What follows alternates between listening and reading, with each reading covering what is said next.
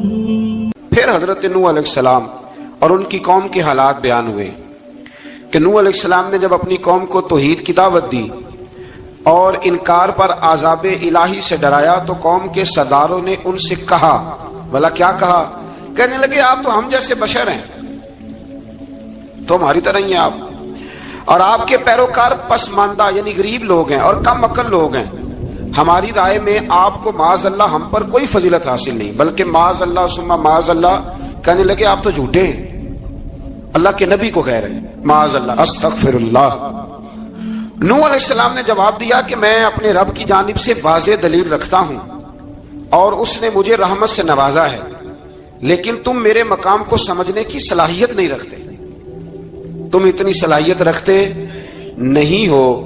اور پھر ارشاد فرمایا کہ میں تم سے دعوت حق کے صلے میں کسی اجر کا طلبگار نہیں ہوں، اور نہ ہی میں اہل ایمان کو اپنے پاس سے دھتکارنے والا ہوں، اور میں نے یہ دعویٰ بھی نہیں کیا کہ میرے پاس اللہ کے خزانے ہیں، اور نہ میں از خود غیب جاننے والا ہوں، اور نہ ہی میں یہ کہتا ہوں کہ میں فرشتہ ہوں، نہ میں یہ کہتا ہوں کہ جن لوگوں کو تم اپنی نظروں میں حقیر جانتے ہو اللہ انہیں خیر سے نہیں نوازے گا۔ فرمایا یہ ٹھیک ہے کہ اللہ بشروں میں سے رسول بناتا ہے، پر جسے بناتا ہے پھر اسے بڑی شانیں عطا فرماتا ہے۔ پہلے دن سے انسان کا یہ مسئلہ ہے، پہلے دن سے انسان کا یہ مسئلہ ہے کہ وہ کہتا ہے میں انسان سے ہدایت حاصل کروں، لیکن رب نے بھی قانون بنایا ہے کہ اللہ تبارک و تعالیٰ بندے پر ہی وحی فرماتا ہے، فرشتوں اور جنوں کو اللہ نے اس منصب کے لیے منتخب نہیں فرمایا۔ قوم نوح نے کہا کہ آپ نے ہم سے بہت بحث کی معاذ اللہ، بس جس عذاب سے آپ ہمیں ڈرا رہے ہیں وہ لے آئیے۔ تو نوح علیہ السلام نے کہا کہ اللہ چاہے گا تو تم پر عذاب بھی آ جائے گا۔ آیت نمبر 37 سے 47 میں بتایا کہ اللہ تعالیٰ کی طرف سے نوح علیہ السلام کو حکم ہوا کہ ہماری نگرانی میں اور ہماری وحی کے مطابق آپ کشتی بنائیے اور ظالموں کے بارے میں ہم سے کوئی بات نہ کریں۔ حضرت نوح کی خواہش تھی کہ یا اللہ انہیں بھی معاف کر دے، فرمایا یہ ظالم ہے تو میرے نبی ان کے بارے میں مجھ سے کوئی بات نہ کریں، وہ ضرور غرق ہو جائیں گے۔ پھر وہ کشتی بنانے لگے، اور جب ان کی قوم کے سردار ان کے پاس سے گزرتے تو ان کا مذاق اڑاتے۔ یہ آپ کیا کر رہے ہیں؟ آج بھی وزیر مشیر بڑے بڑے لوگ اللہ ماشاءاللہ دینداروں کا مذاق اڑاتے نہیں؟ اڑاتے ہیں کہ نہیں اڑاتے مذاق؟ یہ کن کا طریقہ ہے؟ یہ تو قرآن مجید کہہ رہا ہے کہ حضرت نوح کی قوم جو کافر تھی ان کا طریقہ ہے اہل ایمان کا مذاق اڑانا۔ تو وہ مذاق اڑانے لگے۔ نوح علیہ السلام نے کہا کہ وہ وقت آنے والا ہے کہ جب تمہارا مذاق اڑایا جائے گا اور تمہیں پتہ چل جائے گا کہ رسوا کن عذاب کس پر آئے گا۔ اللہ تعالیٰ نے فرمایا جب ہمارا حکم عذاب آ پہنچا اور تندور ابلنے لگا، تندور سے آگ نکلا کرتی ہے، پانی نہیں نکلا کرتا، اور نوح علیہ السلام کی قوم پر جب عذاب آیا تو پانی تندور سے نکلا، تندور سے اللہ نے پانی نکالا، جہاں سے پانی نکلا نہیں کرتا، تندور ابلنے لگا۔ اللہ اکبر۔ تو اللہ تبارک و تعالیٰ نے فرمایا تو ہم نے نوح علیہ السلام سے کہا کہ آپ خود اور اپنے گھر والوں کے ساتھ اس کشتی میں سوار ہو جائیں اور اہل ایمان کو بھی سوار کر لیں، اور ہر چیز کے جوڑے یعنی نار اور مادہ کو سوار کر لیں، اور ان کے ساتھ ایمان والے بہت کم تھے۔ حضرت نوح علیہ السلام دعائیں پڑھتے ہوئے سوار ہو گئے۔ پھر کیا ہوا؟ کشتی انہیں پہاڑوں جیسی موجوں میں لے جا رہی تھی کہ نوح علیہ السلام الگ کھڑے ہوئے اپنے بیٹے سے فرمانے لگے بیٹے ہمارے ساتھ کشتی میں سوار ہو جا اور کافروں کے ساتھ نہ رہو۔ اس نے یعنی نوح علیہ السلام کے بیٹے نے کہا کہ میں آپ کے ساتھ نہیں بیٹھوں گا، ابھی کوئی پہاڑ آئے گا تو میں پہاڑ کی پناہ لے لوں گا۔ اگر کسی نیک آدمی کا بیٹا کبھی غلط نکل آئے تو اس کا مطلب یہ نہیں کہ اس نے تربیت ٹھیک نہیں کی، ہاں یہ اعتراض چھوڑ دیں، اس لیے کہ نوح علیہ السلام کا بیٹا کافر ہو گیا۔ اور جب سیلاب نظر آیا تو اس سے کہا کہ آجا سوار ہو جا، تو کہنے لگا میں نہیں بیٹھوں گا، میں تو کسی پہاڑ کی پناہ لے لوں گا اور میں اس کے اندر چھپ جاؤں گا اور وہ پہاڑ مجھے پانی سے بچا لے گا۔ نوح علیہ السلام نے کہا آج اللہ کے حکم کے سوا کوئی بچانے والا نہیں ہے سوائے اس کے جس پر اللہ رحم فرمائے۔ پھر ان دونوں کے درمیان موج حائل ہو گئی، ایسے ایک موج اٹھی اور حضرت نوح کا بیٹا ڈوب گیا۔ اور جب حضرت نوح کا بیٹا ڈوبا اللہ کی طرف سے حکم ہوا اے زمین اپنا پانی نگل لے، اے آسمان تھم جا، اور پانی خوش ہو گیا، اللہ کا فیصلہ نافذ ہو گیا اور کشتی کوہ جودی پر ٹھہر گئی۔ نوح علیہ السلام نے اللہ سے التجا کی کیا میرے پروردگار میرا بیٹا اور میرے اہل سے ہے اور تیرا وعدہ سچا ہے کہ تو میرے اہل کو بچا لے گا۔ اللہ نے فرمایا نوح وہ آپ کے اہل میں سے ہے ہی نہیں، وہ آپ کے اہل میں سے ہے ہی نہیں۔ اہل میں سے وہ ہوگا جو آپ کے طریقے پہ چلے گا، جو طریقے پہ نہ چلے وہ نسل میں سے ہے ہی نہیں، وہ ختم ہو گئی بات۔ اللہ اکبر۔ اس کے اعمال ٹھیک نہیں، جس بات کی حقیقت کا آپ کو معلوم نہ ہو اس کے بارے میں سوال نہ کریں۔ تو نوح علیہ السلام نے اللہ تعالیٰ سے اپنی اس اجتہادی خطا پر مغفرت اور رحم کی دعا کی۔ پھر طوفان نوح تھم جانے کے بعد وہ سلامتی کے ساتھ اتر گئے۔ اجتہادی خطا، میں نے ایک لفظ بولا ہے، یہ اجتہادی خطا کا مطلب یہ ہے کہ بعض اوقات انبیاء سے ایسی باتیں سرزد ہو جاتی ہیں کہ جو تعلیم امت کے لیے ضروری ہوتی ہیں، تاکہ لوگوں کو پتہ چل جائے کہ اللہ کی بارگاہ میں توبہ کیسے کرنی۔ اگر وہ لوگ توبہ نہ کرتے تو ہمیں توبہ کے طریقے سمجھ میں، یعنی ان سے اجتہادی خطا ہو گئی، کہنے میں کرنے میں کوئی ایسی بات ہو گئی جو بظاہر اللہ تعالیٰ کی رضا والی، تو فوراً معافی مانگ لیتے تھے۔ لیکن اب امتی اٹھ کے کہے کہ نبی گناہ گار ہے، معاذ اللہ۔ حضرت آدم نے دعا مانگی تھی نا، ربنا ظلمنا انفسنا، اے اللہ ہم نے اپنی جانوں پر ظلم کیا۔ انہوں نے کہا تھا تو اگر کوئی بندہ حضرت آدم کو ظالم کہے گا تو کافر ہو جائے گا، تو اگر وہ کہے کہ وہ تو خود کہہ رہے ہیں، ایک بندہ اڑ جاتا ہے کہتے تو خود کہہ رہے ربنا ظلمنا، تو خدا کے بندے وہ اللہ کے نبی ہیں، وہ رب سے کہہ رہے ہیں، وہ عاجزی کے طور پر کہہ رہے ہیں۔ کچھ لوگ اڑ جاتے ہیں کہتے خود حضور نے کہا جی انا بشر مثلکم، میں تمہاری طرح کا بشر ہوں، خود نبی پاک نے کہا ہے۔ عجیب بیوقوف بندے ہو، نبی کریم تو کہہ سکتے ہیں پر امتی اٹھ کے نہیں کہہ سکتا۔ اس نے تو کہنا ہے وہ حبیب اللہ ہے، اس نے تو کہنا ہے وہ قیامت میں شفاعت کرنے والے ہیں، امتی نے تو کہنا ہے وہ سارے نبیوں کے سردار ہیں، وہ امام الانبیاء ہیں۔ امتی وہ لفظ ادا کرے گا جو اس کے بنتے ہیں۔ اب کوئی بندہ اٹھ کے کہہ دے، دیکھے نا ایک بہت بڑا عالم تقریر کرتے ہوئے کہے جی میں تو ان پڑھ آدمی ہوں، تو اس کا شاگرد کہے کہ استاد جی قسم اٹھائے ہاں آپ نے تقریر میں کہا نہیں میں ان پڑھ ہوں، آپ تو ان پڑھ ہے، تو یہ بات ادب ہے کہ بے ادبی ہے؟ چلیں اس سے آگے چلتے ہیں، یہ بھی ذرا مشکل سے سمجھ میں آئے گی۔ ایک اور بات جو جلدی سمجھ میں آ جائے گی، ایم این اے جب اعلان کرتا ہے، تقریر کرتا ہے، الیکشن لڑتا ہے تو کہتا نہیں میں قوم کا خادم ہوں، کہتے ہیں نا کہ میں قوم کا خادم سے آپ کیا کچھ کراتے ہو؟ سارے کام کراتے ہیں نا۔ خادم کو بندہ یہ بھی کہہ لیتا ہے کہ جھاڑو دے دے گلی میں، کہتے ہو کہ نہیں کہتے؟ تو اس نے بھی تو سپیکر میں کہا میں خادم ہوں، کہو اس سے کہ جھاڑو دے گلی میں آ کے، پھر پتہ کیا حال ہوگا؟ جھاڑو تو نہیں آئے گا اور ہو سکتا ہے کچھ ہے آ جائے۔ تو اس لیے اب کوئی بندہ کہ جی انہوں نے خود کہا، تو ایک کچھ پوری جماعت ہے لوگوں کی جو بات کو سمجھتی نہیں، کہتے ہیں خود کہا میں بشر ہوں، انہوں نے خود کہا میں غیب نہیں جانتا، انہوں نے خود کہا میرے پاس خزانہ کوئی نہیں، انہوں نے خود کہا میرے پاس کوئی شے نہیں۔ تو اس لیے آپ سمجھیں کسی کے لفظوں پر اگر آپ گرا لگا کے بیٹھیں گے تو پھر اس سے بے ادبی ہوگی۔ تو نوح علیہ السلام نے اللہ سے اپنی اجتہادی خطا کی معافی مانگی۔ اب حضرت نوح کو کوئی خطا کار کہے گا تو بہت بڑا مجرم بن جائے گا، اس لیے کہ وہ اللہ کے نبی ہیں۔ آیت نمبر 50 میں قوم عاد کا ذکر ہے اور ان کی طرف دعوت توحید دینے کے لیے اللہ تعالیٰ نے حضرت ہود علیہ السلام کو بھیجا۔ ہود علیہ السلام نے قوم سے کہا کہ میں تم سے کسی چیز کا اجر طلب نہیں کروں گا، میرا اجر میرے اللہ کی بارگاہ میں ہے، پاس تم اپنے رب سے بخشش مانگو، پھر اس کی بارگاہ میں توبہ کرو، اللہ تعالیٰ تم پر موسلا دار بارش برسائے گا اور تمہاری قوت میں اضافہ فرمائے گا۔ قوم عاد نے دعوت حق کو رد کیا اور ایمان نہ لائے، بلکہ ہود علیہ السلام پر طنز کیا۔ وہ کہنے لگے کہ ہمارے تو معبودوں نے، ہمارے بتوں نے معاذ اللہ آپ کو پاگل بنا دیا ہے، آپ کو مجنون بنا دیا ہے، الٹا حضرت ہود کو کہنے لگے اس لیے آپ ایسی باتیں کرتے ہیں۔ ہود علیہ السلام نے کہا میں اللہ کو گواہ بناتا ہوں اور تم بھی گواہ رہنا کہ میں تمہارے شرک سے بری ہوں اور میں اللہ پر توکل کرتا ہوں اور میں نے رسالت کا حق ادا کر دیا ہے۔ آیت نمبر 58 میں اللہ تعالیٰ نے فرمایا جب ہمارے عذاب کا وقت آ گیا تو ہم نے اپنی رحمت سے ہود اور ان کے ساتھ مومنوں کو نجات عطا کی۔ قوم عاد نے اللہ کی نشانیاں اور رسولوں کو جھٹلایا اور دنیا اور آخرت میں لعنت کے حقدار ہوئے۔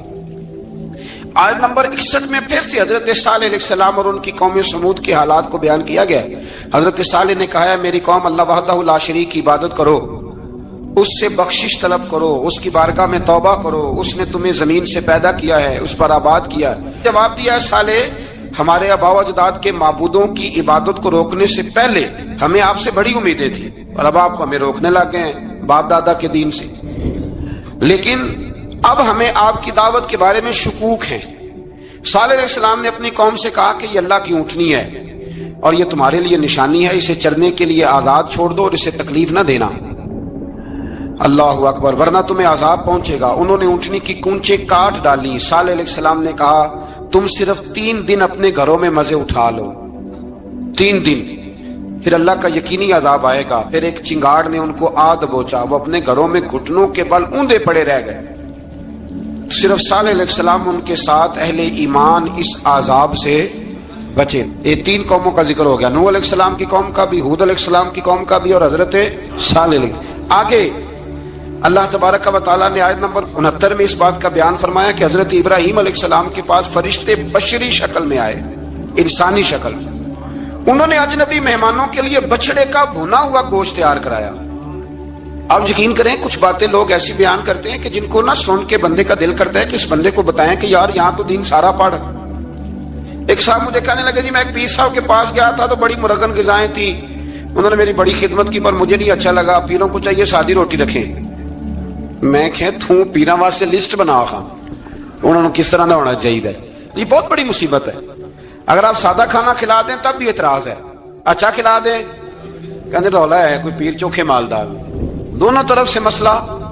تو کہنے لگا جی نہیں پیروں کا کیا کام ہے، وہ کڑائیاں اور وہ سارے۔ تو پھر میں نے انہیں کہا کہ آپ اس طرح کریں، گھر جا کے نا تو 12ویں سپارے کی تلاوت کریں۔ حضرت ابراہیم نے اپنے مہمانوں کے لیے بھنا ہوا کھانا تیار فرمایا تھا۔ تو آپ کیا کہیں گے کہ حضرت ابراہیم درویش نہیں تھے؟ عجیب بات ہے بھائی، آپ ہر بات میں اڑ جاتے ہیں۔ دین ہم نے وہ لینا ہے جو اللہ کا قرآن ہمیں دیتا ہے اور رسول اللہ کی حدیث ہمیں دیتی ہے۔ جب انہوں نے دیکھا کہ مہمان کھانے کی طرف ہاتھ نہیں بڑھا رہے تو ان کو ڈر محسوس ہوا۔ حضرت ابراہیم کو فرشتوں نے کہا کہ ہمیں قوم لوط علیہ السلام کے عذاب کے لیے بھیجا گیا ہے۔ حضرت ابراہیم کی بیوی کھڑی تھی، اس پر وہ مسکرائیں تو فرشتوں نے اللہ کی طرف سے انہیں حضرت اسحاق علیہ السلام اور اس کے بعد حضرت یعقوب علیہ السلام کی بشارت عطا۔ اسحاق علیہ السلام حضرت ابراہیم کے بیٹے ہیں اور یعقوب علیہ السلام پوتے ہیں، اور یعقوب علیہ السلام کے بیٹے یوسف علیہ السلام۔ ہاں اللہ اگر چاہے تو 7 نسلوں میں نبوت رکھ دیتا ہے اگر اس کی منشا ہو۔ تو حضرت یعقوب کی بشارت دی۔ انہوں نے حیرت سے کہا کہ ہم دونوں میاں بیوی تو بوڑھے ہیں، اس عمر میں اولاد کیسے ہوگی؟ تو فرشتوں نے جواب دیا اے ابراہیم کے گھر والوں، تم پر اللہ کی رحمتیں اور برکتیں ہوں، اللہ کی قدرت پر تمہیں کیوں تعجب ہے؟ اللہ فرماتا ہے کہ بیٹے کی بشارت سن کر ابراہیم کا خوف دور ہو گیا اور پھر وہ قوم لوط کے بارے میں گفتگو کرنے لگے۔ ابراہیم بہت بردبار، اللہ سے آہوزاری کرنے والے اور اس کی طرف رجوع کرنے والے تھے۔ اللہ تعالیٰ نے حضرت ابراہیم علیہ السلام کو فرمایا اے ابراہیم اس گزارش سے آپ گریزہ رہیں، اس کا یقینی فیصلہ ہو چکا ہے اور ان پر نہ ٹلنے والا عذاب نازل ہو کے رہے گا۔ وہ کیا گناہ کرتے تھے لوط علیہ السلام کی قوم میں میں نے بتایا تھا، مرد مردوں سے بدفعلی کرتے۔ تو حضرت ابراہیم نے بھی عرض کی، بار بار گزارش کی، بحث کی کہ اللہ مہربانی فرما ان کا عذاب۔ آپ دیکھیں نبیوں کے حوصلے کتنے بڑے ہیں، قومیں تنگ کرتی ہیں اور طرح طرح کی باتیں کرتی ہیں اور پیغمبر پھر بھی کہتے ہیں یا اللہ مہربانی فرما، اے اللہ ان سے عذاب۔ آیت نمبر 77 میں حضرت لوط علیہ السلام کی قوم کی بدعمالیوں اور لوط علیہ السلام کے اپنی قوم کو بدعمالیوں کے باعث فرشتوں کی آمد، قوم کے بدعمال لوگوں کے دوڑ کر آنے اور حضرت لوط کو ان کے سمجھانے اور ان کے انکار پر مضطرب ہونے کا ذکر ہے، جس پر فرشتوں نے حضرت لوط کو تسلی دی کہ آپ فکر نہ کریں، ہم آپ کے رب کے فرشتے ہیں، یہ آپ اور ہم تک نہیں پہنچ سکیں گے۔ آپ رات کے آخری حصے میں قوم کی طرف توجہ کیے بغیر ہجرت فرما لیں، اس لیے کہ صبح کے وقت ان پر عذاب آئے گا۔ جب اللہ کا عذاب آیا تو اس نے بستی کے اوپر کے حصے کو نیچے کر دیا اور قوم لوط کے اوپر اللہ کی طرف سے لگاتار نشان زدہ پتھر برسائے گئے، لگاتار پتھر آئے۔ آیت نمبر 84 میں اللہ تعالیٰ نے حضرت شعیب علیہ السلام اور ان کی قوم کا ذکر فرمایا ہے اور ان کے جرائم کو بیان کیا گیا ہے۔ وہ ناپ تول میں کمی کرتے تھے، دوسروں کو چیزیں کم تول کر دیتے تھے۔ اللہ تعالیٰ نے ان سے فرمایا کہ فساد فی الارض سے باز آؤ اور اپنے سے پہلے سرکش امتوں کا انجام دیکھ لو۔ جب حضرت شعیب کی نصیحتوں کا ان پر اثر نہ ہوا تو پھر اللہ تعالیٰ نے انہیں بھی عذاب سے ہلاک کر دیا۔ آیت نمبر 94 میں فرمایا کہ جب ہمارا عذاب آیا تو ہم نے اپنی رحمت سے حضرت شعیب اور ان پر ایمان لانے والوں کو بچا لیا اور ظالموں کو ایک زبردست چنگاڑ نے پکڑ لیا تو صبح وہ اپنے گھروں میں اوندے منہ پڑے تھے، گویا وہ کبھی وہاں آباد تھے ہی نہیں۔ آیت نمبر 96 میں حضرت موسیٰ علیہ السلام کو عطا کیے جانے والے 9 معجزات کا ذکر ہے۔ پھر فرعون اور اس کے پیروکاروں کے باطل روش کے باعث ان کی ہلاکت کا بھی ذکر فرمایا اور دنیا اور آخرت میں انہیں ملعون یعنی لعنتی قرار دیا۔ جن بستیوں کو اللہ تعالیٰ نے ہلاک کیا ان میں سے بعض کے آثار موجود ہیں اور بعض کے آثار تک معدوم ہو چکے. ان میں سے ہر بستی والے اپنے ظلم کے باعث ہی ہلاک ہوئے. اللہ تعالیٰ کسی پر ظلم نہیں فرماتا. لوگ خود اپنی جانوں پر ظلم کرتے ہیں. جو شخص عذاب آخرت سے ڈرتا ہے اس کے لیے اس میں نشانیاں موجود ہیں. آیت نمبر 106 سے اللہ تعالیٰ نے انجام کے اعتبار سے لوگوں کی 2 قسمیں بیان کی. 2 قسمیں فرمایا. ایک ہیں سعادت مند لوگ اور دوسرے ہیں بدبخت. فرمایا بدبختوں کا ٹھکانہ جہنم ہے جس میں وہ ہمیشہ رہیں گے, اور نیک بختوں کا ٹھکانہ جنت ہے, وہ ہمیشہ اسی میں رہیں گے, اور ان کے لیے اللہ کی طرف سے نا ختم ہونے والی عطائیں. آیت نمبر 110 میں حضور صلی اللہ علیہ وسلم کو تسلی دی گئی کہ جس طرح یہ لوگ قرآن کے بارے میں اختلاف کرتے ہیں اسی طرح قوم موسیٰ نے تورات کے بارے میں بھی اختلاف کیا تھا اور اللہ نے ان کے اعمال کا پورا بدلہ انہیں دیا. آیت نمبر 112 سے سرکشی کو چھوڑ کر احکامات دین پر استقامت اختیار کرنے اور ظالموں کے ساتھ میل جول رکھنے سے بچنے کا حکم دیا گیا ہے, اور فرمایا کہ ظالموں سے میل جول کا انجام دوزخ کی آگ ہے. ہم لوگ نہ شکوہ کرتے ہیں, کسی حکومت کو بنے ہوئے 6 مہینے گزرتے ہیں تو شکوہ شروع ہو جاتا ہے, حالانکہ وہ خود تو نہیں نہ بنتے, ان کو کوئی بنانے والا ہے. تو ظالم کا جو مددگار ہوتا ہے وہ بھی ظالم ہوتا ہے, اس لیے احتیاط کریں. اور یہ صرف سیاستدانوں کی بات نہیں, دنیا کے ہر معاملے میں آپ غور کریں کہ آپ کسی ظالم کے مددگار تو نہیں. اللہ تعالی ہمیں حق پر استقامت عطا فرمائے. آیت نمبر 114 میں دن کے دونوں طرفوں میں اور ابتدائی رات کے کچھ حصے میں اللہ تعالیٰ نے نماز قائم کرنے کا حکم دیا ہے. رات کے کچھ حصے میں بھی نماز پڑھنی چاہیے, اور یہ بھی بتایا کہ بے شک نیکیاں گناہوں کو مٹا دیتی ہیں اور یہ نصیحت قبول کرنے والوں کے لیے نصیحت ہے. آیت نمبر 120 میں اللہ تعالیٰ نے فرمایا کہ ہم آپ صلی اللہ علیہ وسلم کو رسولوں کی تمام خبریں آپ کے دل کی تسکین اور تقویت کے لیے بیان کرتے ہیں, اور ان میں مومنوں کے لیے نصیحت اور عبرت ہے کہ ان ساری باتوں سے عبرت پکڑ لو. بچہ صرف وہی جو اللہ کے نبیوں کے طریقے پہ چلا اور نبیوں کے ساتھ رہا, باقی بچ سکے نہیں. اللہ تعالیٰ کی طرف سے توحید و رسالت اور وقوع قیامت کے دلائل بھی ہیں. آیت نمبر 123 میں فرمایا کہ آسمانوں اور زمینوں میں سب غیب اللہ ہی کے ساتھ مختص ہیں اور ہر کام اسی کی طرف لوٹایا جاتا ہے. آپ اسی کی عبادت کیجئے, اسی پر توکل کیجئے, اور آپ کا رب لوگوں کے اعمال سے غافل نہیں ہے. اسی بارے میں نا آگے سورۃ یوسف شروع ہو رہی ہے. اس کو اللہ تعالیٰ نے کہا ہے کہ یہ بڑا پیارا قصہ ہے, احسن القصص کا, قصوں میں سونا قصہ. تو یہ کچھ 12ویں پارے میں اور کچھ 13ویں پارے میں ہے. میں نے یہ ارادہ کیا ہے کہ یہ ایک ہی دن پوری بیان کی جائے. قوم سبت کا ذکر فرمایا اللہ نے. ہفتے والے دن کچھ لوگ نافرمانی کرتے, ہمارے بھی ہیلے بہانے ہیں نا آج کل کاروبار میں. تو اسی سپارے کی آیت نمبر 65 کے اندر اللہ تعالیٰ نے حضرت داؤد کی قوم کا ذکر کیا کہ اللہ نے انہیں حکم دیا تھا کہ ہفتے والے دن مچھلیاں نہیں پکڑنی. تو وہ کہتے تھے چلو ہاتھ لگا کے نہیں پکڑنی, ہاتھ لگا کے. وہ ہمارے لوگ ہیلے بہانے تلاش کر لیتے ہیں نا, وہ بڑے جناب انشورنس والا آ گیا, اب وہ بینک والا آ گیا, اب وہ فلانے صاحب آ گئے, وہ تروڑ مروڑ کے کہانیاں باتیں, اور پھر ہمیں بھی رستے مل جاتے ہیں بچنے کے. مفتی صاحب نے کہہ دیا تھا, ایک مولانا سے میں نے ان کو کہا ہفتے والے دن مچھلیاں نہیں پکڑنے کا. نہیں پکڑتے, چھوٹے چھوٹے حوض بنا لیے. تو مچھلیاں زیادہ آتی تھی اس دن, یہ بھی اللہ کی قدرت تھی. نماز کے وقت گاہک زیادہ آتے ہیں, یہ اس کی قدرت ہوتی ہے. تو وہ مچھلیاں حوض میں جمع ہو جاتی ہیں. یوں سمجھ لیں کہ جال انہوں نے لگا لیے ہوئے, تو جال میں وہ پھنستی رہتی تھی, حوضوں میں آتی رہتی تھی. ہفتے کو نہیں پکڑتے تھے, اتوار کو پکڑ لیتے تھے. تو پھر اللہ نے انہیں سزا دی. فرمایا تماشے کرتے ہو اللہ کے حکم کے ساتھ. کیا سزا دی؟ فَقُلْنَا لَهُمْ كُونُوا قِرَادَةً خَاسِئِينَ. فرمایا بندر بن جاؤ دھتکارے ہوئے.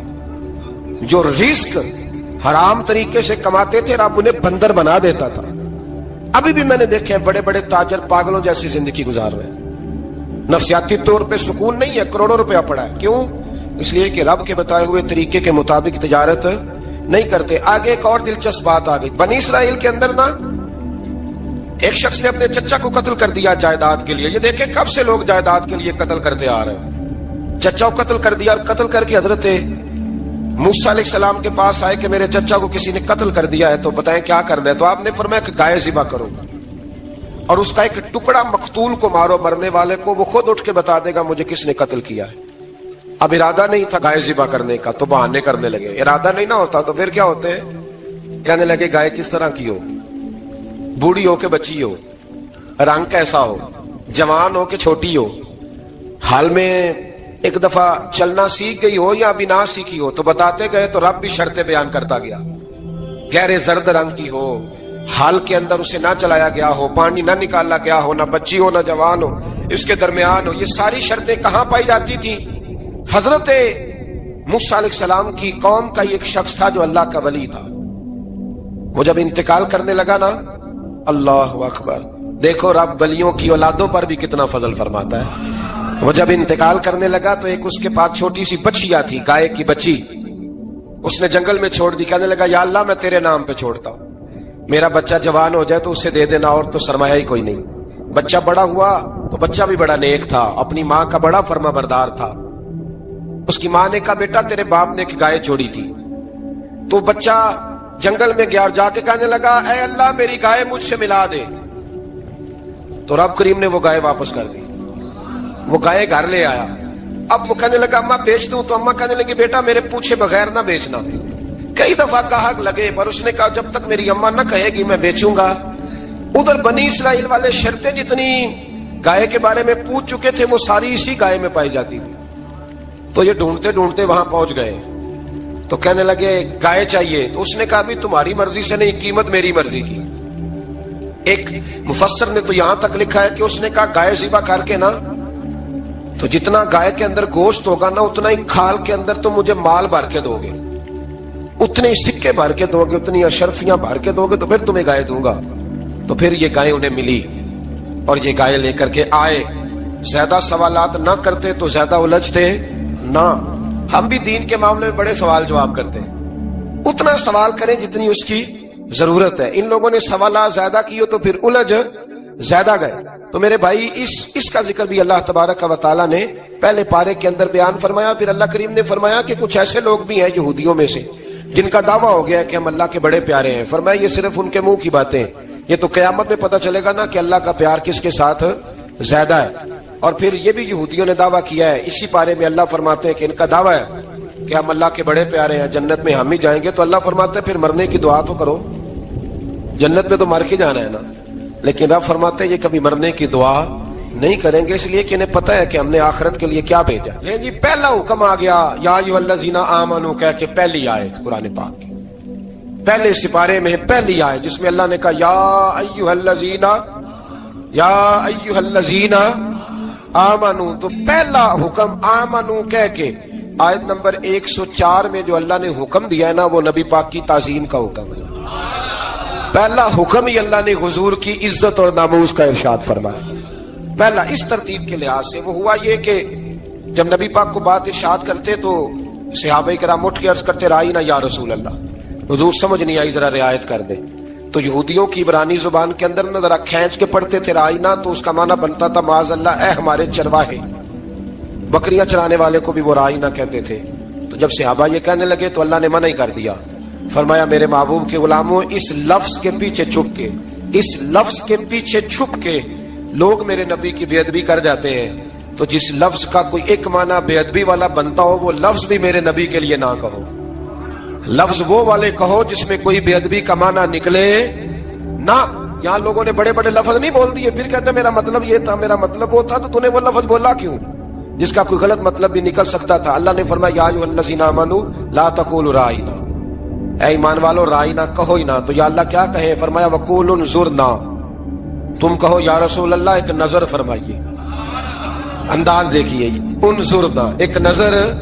تو ہمارے بزرگ تو پہلے ہی بڑے پیار والوں نے کہہ دیا یا رسول اللہ انظر حالنا، کہتے کہاں سے لاتے ہو جملے؟ میں نے کہا اللہ کی کتاب سے، یا رسول اللہ انظر حالنا یا حبیب اللہ اسمع قالا، تو تم کہو انظرنا محبوب نظر کرم کریں، واسمعوا، اور کیا ضرورت ہے دوبارہ پوچھنے کی؟ اللہ کہتا ہے پہلے ہی دھیان سے سنا کرو، پہلے ہی واسمعوا، پہلے ہی احتیاط سے سنو، وللکافرین عذاب علیم، اور کافروں کے لیے دردناک عذاب ہے۔ لیکن اسی پارے میں اللہ تبارک و تعالیٰ نے پھر اہل یہود کا ذکر کیا، تو یہود کہنے لگے کہ ہم حضرت ابراہیم کے ماننے والے ہیں، تو اللہ کریم نے وہ بھی ذکر کیا کہ میں نے تو ابراہیم کو آزمایا ہے، وَإِذِ ابْتَلَىٰ إِبْرَاهِيمَ رَبُّهُ بِكَلِمَاتٍ فَأَتَمَّهُنَّ، ہم نے ابراہیم کو کچھ چیزوں سے آزمایا ہے، وہ ہماری آزمائش پہ پورے اترے۔ قال انی جاعلک للناس اماما، تو پھر ہم نے انہیں کہا کہ ہم آپ کو پوری دنیا کا امام بنائیں گے۔ وہ آزمائش کیا تھی؟ آگ میں جانا بھی آزمائش، بیٹے کا نہ ہونا بھی آزمائش، بیٹا ہوا تو پھر اسے وادی غیر ذی زرع میں چھوڑ کے آنا بھی آزمائش، بڑا ہوا تو پھر ذبح کرنا بھی آزمائش۔ فرمایا جہاں جہاں آزمایا ہے نا، ابراہیم ہماری آزمائش میں پورے اترے۔ فرمایا تم مفت میں حضرت ابراہیم کی اولاد بنتے ہو اور ان کا نام لیتے ہو اور ان کے ساتھ اپنا تعلق بناتے ہو، دیکھو تو صحیح وہ کتنی آزمائشوں سے گزرے۔ تو اس کا بھی اللہ نے اسی میں ذکر فرمایا۔ اور پھر وہ بات کرتے تھے حضرت یعقوب کی اور حضرت اسحاق کی، تو فرمایا وہ تو ہمارے اتنے خاص بندے تھے کہ وصال کے وقت بھی انہوں نے اپنی اولادوں کو نصیحت فرمائی تھی کہ اللہ کی توحید پہ قائم رہنا۔ اس کا ذکر بھی اللہ نے اسی پارے میں بیان فرمایا۔ اور جو حضرت ابراہیم اور جناب اسماعیل نے کعبہ تعمیر کیا تو اس کا ذکر بھی اللہ تعالیٰ نے اسی بارے میں فرمایا۔ اور فرمایا جب وہ کعبہ بنا رہے تھے تو کہہ رہے تھے ربنا تقبل منا، کہہ رہے تھے اے اللہ بنا ہم نے دیا ہے پر مہربانی فرما ہم سے قبول فرما لے۔ تو جو آیہ کریمہ آخر میں عرض کرنا چاہتا ہوں اس پر بھی تھوڑی توجہ فرمائیں گے تو بات بڑی نکھر کے باہر آئے گی۔ یہ 16ویں رکوع کے اندر اللہ نے پھر یہود کا اور عیسائیت کا ذکر فرمایا۔ تو اللہ کریم نے ایک بات ارشاد فرمائی، یہودیوں کے ہاں جب کوئی بچہ پیدا ہوتا تھا پیلے رنگ کے ساتھ اس کو رنگتے تھے، یا کوئی خاص رنگ تھا ان کا، بچہ پیدا ہوتا تو اس پر وہ رنگ چڑھاتے کہ یہ جی ہمارے مذہب کا رنگ ہے۔ ہمارے ہاں بھی رسمیں ہیں نا اپنی اپنی، معاذ اللہ اپنی اپنی نہیں ہونی چاہیے، اللہ رسول کا حکم ہونا چاہیے۔ تو یہودیوں کے ہاں بچہ پیدا ہوتا تو ایک خاص رنگ چڑھاتے، عیسائیوں کے ہاں پیدا ہوتا تو وہ بھی ایک خاص رنگ چڑھاتے۔ تو مسلمانوں کے ہاں بچے پیدا ہوئے تو انہوں نے بھی توجہ کی کہ یہ کیا ہو رہا ہے، تو رب کریم نے فرمایا صبغۃ اللہ، رنگ اللہ کا ہی ہے۔ ومن احسن من اللہ صبغہ، اور فرمایا اللہ کے رنگ سے زیادہ خوبصورت کس کا رنگ ہو سکتا ہے؟ اللہ کا رنگ کیا ہے؟ لا الہ الا اللہ محمد رسول اللہ صلی اللہ علیہ۔ فرمایا نیلے پیلے کالے رنگ نہ چڑھاؤ، اپنے ذہن پر توحید و رسالت کا رنگ چڑھاؤ، یہ سب سے بہترین رنگ ہے۔ اگر تمہارے ذہنوں پر رب رسول کی توحید کا رنگ چڑھ گیا تو یہ وہ والا رنگ ہے، پھر تمہیں کسی اور رنگ کی طرف جانے کی ضرورت نہیں پڑے گی۔ تو فرمایا رنگ وہ پیدا کرو جو توحید کا ہے، رسالت کا ہے، اس رنگ کی توجہ کرو۔ قرآن مجید کے اس پارے میں اللہ کریم نے مختلف باتیں بیان کر کے آخری رکوع میں یہ جو رنگ کا ذکر فرمایا نا، تو یہ لگتا ہے پورے پارے کا خلاصہ ہے کہ رب کریم نے فرمایا اصل بات یہ ہے کہ تمہاری سوچوں پہ رب رسول کی توحید و رسالت کا رنگ ہونا چاہیے۔ وہ ایک دفعہ مسلمہ کذاب بے ایمان کہنے لگا میں نے بنا لیا ہے قرآن پاک کا جواب، معاذ اللہ۔ جواب کیا بنایا؟ وہ سورت ہے نا القاریہ تم القاریہ وما ادراک ما القاریہ، کھڑکھڑانے والی کیا ہے، کھڑکھڑانے والی تمہیں کیا پتا کیا ہے کھڑکھڑی، قیامت کا ذکر ہے۔ کہنے لگا میں نے اس کی ایسی صورت بنا لیا، تو کیا بنایا؟ الفیل ملفیل وما ادراک ملفیل۔ کہنے لگا ہاتھی، تمہیں کیا پتا کیا ہاتھی، تم کیا جانو کیا ہاتھی۔ تو پاس جو اس کے اپنے بیٹھے تھے نا چیلے، کہنے لگے چپ کر جا، سارے زمانے کو پتا ہاتھی کیا ہوتا ہے۔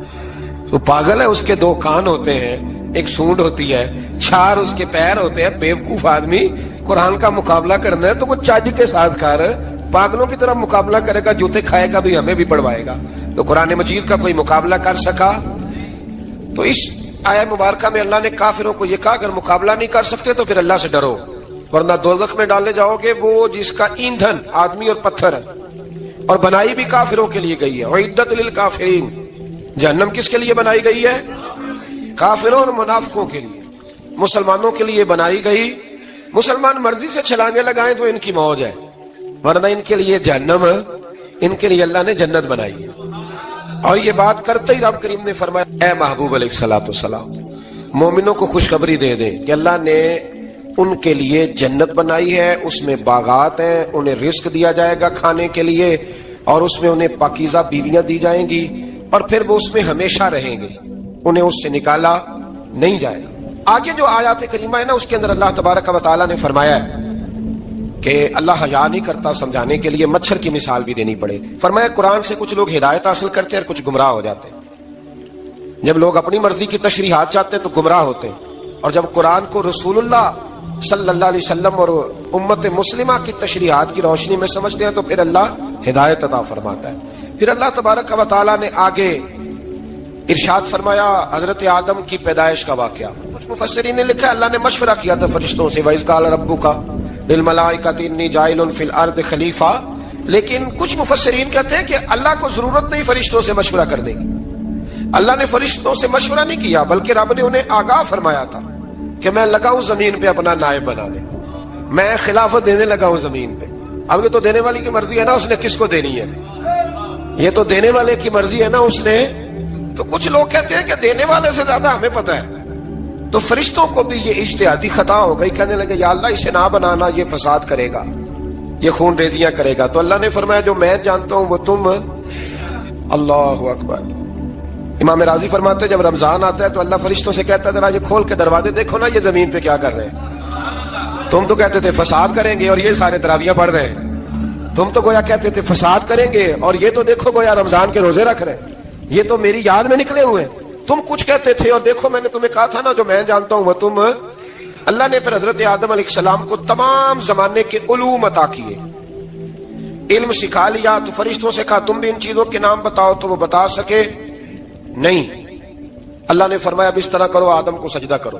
سب نے سجدہ کیا سوائے وہ. کہنے لگا یا اللہ صرف تجھے ہی کرنا ہے. کرنا بھی صرف اللہ کو چاہیے پر رب کے آگے بھی جھکنا چاہیے, اور جس کے سامنے رب جھکائے نا وہاں بھی. اور یہ جو عاجزی ہے نا, یہ جو جھکنا ہے یہ علم کے آگے ہے. ہماری مصیبت یہ ہے کہ ہم علم کے آگے بھی گردن جھکانے کو تیار نہیں ہوتے, وہاں بھی ہم خود عالم فاضل بن جاتے ہیں. تو فرمایا کہ سب سے کہا سجدہ کرو. سب نے سجدہ کیا سوائے ابلیس کے. تو پھر ہوا کیا وکان من الکافرین, وہ کافروں میں سے ہو گیا. پھر اللہ نے حضرت آدم کو اور جناب حوا کو نا مقام دے دیا جنت میں رہنے کے لیے, اور کہا سارا کچھ کھانا, درخت کے قریب نہ جانا. ابھی آپ کسی سے کہہ دیں تھوڑا سا کہ پیچھے نہ دیکھنا, یعنی اگر میری سمجھ لیں ادب کی وجہ سے کوئی 1.5-2 منٹ یا 6 منٹ نہیں بھی نہ دیکھے گا تو سوچے گا ضرور کہ پتہ نہیں اب پیچھے کیا ہے, مصیبت کیا ہے. یعنی آپ کہہ کے دیکھ لیں کسی کو, پیچھے نہ دیکھنا. فطرت ہے نا انسان کی, وہ جستجو کرتا ہے. کہا اس درخت کے پاس نہ جانا. تو حضرت حوا سلام اللہ علیہ کہتے ہیں دل میں خیال رہتا تھا کہ آخر ہے کیا درخت کے پاس. یہی انسان کا عقیدہ توحید ہے کہ جہاں سے رب منع کر دے وہاں وہ منع ہو جائے. اور یہ ان کی خطا نہیں تھی, یہ اللہ کی حکمت تھی, چونکہ رب نے تو پہلے کہہ دیا تھا بنایا ہی زمین کے لیے, تو یہ تو سارا کچھ ہونا تھا تو زمین پہ آنا تھا نا. تو حضرت حوا اور جناب آدم کے پاس شیطان آیا, اب اس کو نکال تو دیا تھا پر ابھی اس کا جنت میں آنا جانا بند نہیں ہوا تھا. یہ بھی اللہ کی حکمت تھی. تو وہ کہنے لگا تمہیں پتہ ہے بعد میں مر جاؤ گے. تو حضرت حوا کہنے لگی کیا موت بھی آئے گی؟ کہاں, اس کی تکلیف بھی بڑی ہوگی, تو پھر بچیں گے کیسے؟ تو کہنے لگے پھل کھا لو اس درخت کا. تو بچنے کے لیے پھل کھایا تھا. اس طرح لوگ آج بہت سارے کام بچنے کے لیے کرتے ہیں پر بچ سکتے ہیں. بچنے کے لیے پھل کھایا تو اللہ نے فرمایا زمین پہ چلے جاؤ. تو حضرت آدم زمین پہ آئے, پھر کئی 100 سال روتے رہے. فتلقى آدم من ربه کلمات, تو پھر اللہ نے خود ہی جناب آدم کو کچھ کلمے سکھائے. علامہ اسماعیل لکی فرماتے ہیں وہ کلمے یہ تھے کہ حضرت آدم نے میرے نبی کا وسیلہ پیش کیا, اللہ کریم نے جناب آدم کی دعا کو مقبول فرما لیا. پھر آگے بنی اسرائیل کا ذکر آ جاتا ہے. اللہ تعالیٰ نے بنی اسرائیل, آج آپ اسی قوم کو یہودی کہتے ہیں, ان کو اللہ نے اس زمانے میں فضیلت عطا کی تھی بہت زیادہ. تو عرب کے اندر جب نبی پاک علیہ السلام نے اعلان نبوت کیا تو کچھ لوگوں نے یہ کہہ دیا کہ اگر یہ یہودی کلمہ پڑھ لیں گے تو ہم بھی پڑھ لیں گے. تو پھر اللہ نے انہیں یاد کرایا کہ تم اصل میں کیا ہو, تمہیں کلمہ پڑھنا چاہیے. تو اہل یہود کا تذکرہ کرتے کرتے رب کریم نے ایک بات یہ بھی ارشاد فرمائی کہ تم لوگوں کو تو کہتے رہے ہو کہ وہ نبی آنے والے ہیں, وہ نبی آنے والے ہیں, اور جب آ گئے ہیں تو ماننے کو تیار نہیں ہو. تو فرمایا تأمرون الناس بالبر وتنسون انفسکم وانتم تتلون الکتاب, لوگوں کو بھلائی کا حکم دیتے ہو اور اپنے آپ کو بھول جاتے ہو. افلا تعقلون, تمہیں عقل نہیں؟ پھر اللہ نے انہیں یہ بھی یاد کرایا کہ یاد کرو وہ زمانہ کہ جب فرعون نے خواب دیکھ لیا تھا کہ کوئی بچہ اس کی سلطنت کو تباہ کرے گا, تو پھر اس نے تمہارے بچوں کو ذبح کرانا شروع کیا اور تمہاری بیٹیوں کو چھوڑتا تھا. فرمایا یہ بھی تو تم نے دیکھا, میں نے تمہیں پھر تم سے کہا جہاد کرو قوم عمالقہ کے خلاف, تو مقام طیہ میں جا کے یہ لوگ کہنے لگے ہم سے جہاد نہیں ہوتا. اللہ نے انہیں ایک میدان میں قید کر دیا. بڑی دلچسپ بات, قید تو لوگ ہوتے ہیں نا 4 دیواری میں, تو اللہ نے بنی اسرائیل والوں کو جب انہوں نے کہا ہم جہاد نہیں کریں گے تو اللہ نے میدان میں قید کر دیا. میدان میں, یہ یاد رکھیں, جب انسان اللہ کی نافرمانی کرتا ہے تو اسے ایسی قید ملتی ہے جس کا اس نے تصور بھی نہیں کیا ہوتا. ایک میدان ہے مقام طیہ، قید ہو گئے، سارا دن سفر کرتے تھے، سارا دن، تو رات کو تھک کے سوتے تھے، صبح اٹھتے تھے نا جب، تو وہیں ہوتے تھے جہاں کل صبح چلے تھے۔ تو رب جب کسی کو قیدی بناتا ہے تو اسے زنجیروں کی، سلاخوں کی ضرورت، دعا فرمائے اللہ تبارک و تعالی غموں سے نجات عطا فرمائے، یہ دعا فرمائے۔ ایسی قید دیتا ہے کہ جس سے پھر چھٹکارا ہو سکتا۔ تو بنی اسرائیل کا بہت زیادہ تذکرہ اس بارے میں اللہ تبارک و تعالی نے پھر بیان کیا، اور پھر کہا کہ انہیں جو حکم دیا جاتا تھا یہ اس کی سرتابی کرتے تھے، پھر اللہ نے ان پر ذلت نازل کر دی، اور یہ